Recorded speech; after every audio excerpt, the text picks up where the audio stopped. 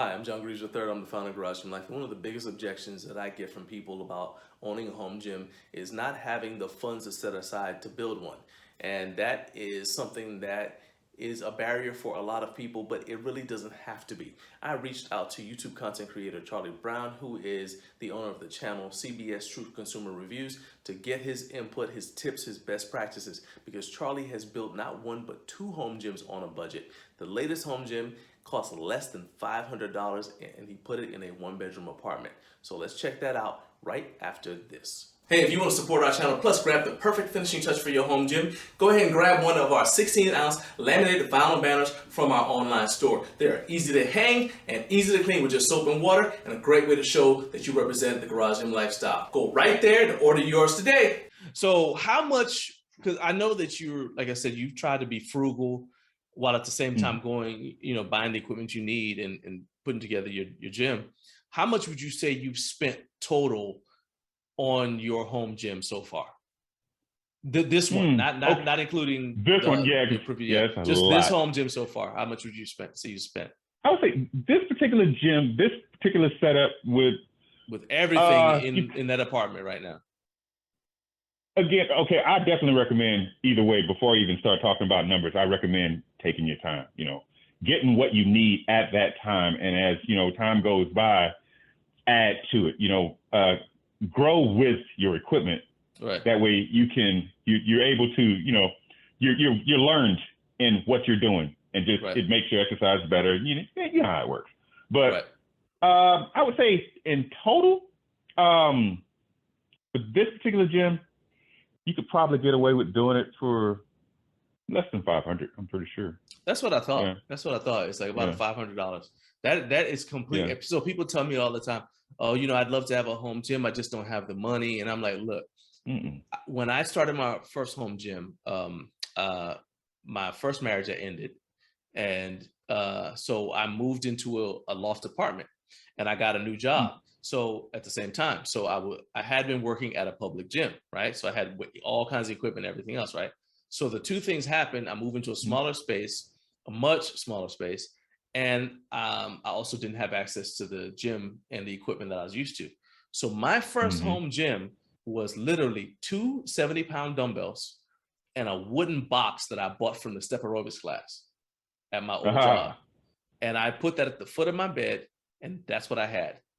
My second gym was in the shed because my job transferred me. So I had a small shed that was about the size of the space that you have there. The whole thing the shed was the size of the space where your bench is. Okay? My dining area. Yeah, your dining area. All right. So then I got a bench it was one of the older Weeder benches. It was set up for standard stuff. So it didn't have the wide uprights like what yours has. Instead, it was narrow, like the same kind of bench that you got if you've ever seen Pump and Iron, the bench that Franco Columbu was benching on. Okay, that's what I had. So I had to be careful when I was putting weight on there because I had a Olympic barbell.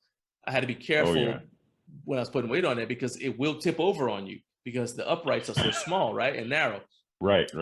And I remember going out there and I'd work out, and if I wanted to keep, so he had a gravel floor, and if I wanted to keep track of my sets. For some reason, I decided I want to do German volume training, right? So it's like 10 sets of 10. I ain't about to keep track of all that. You know how many sets I've done. So I would literally, it's a gravel floor, so I take 10 rocks and I just set them up on the log. And every time I did a set, I threw a rock back onto the gravel. And when all the rocks are gone, I'm done, right? So that's really good, saying, So when people tell me, I mean, that was 20 years ago, well, over 20 years ago.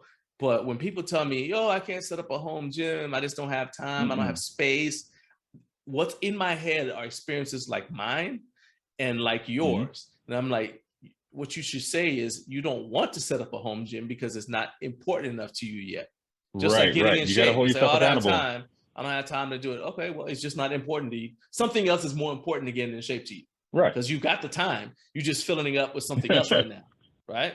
And so that's one reason why I wanted to do this, because I wanted you to be able to do like what you just said, like your lessons learned.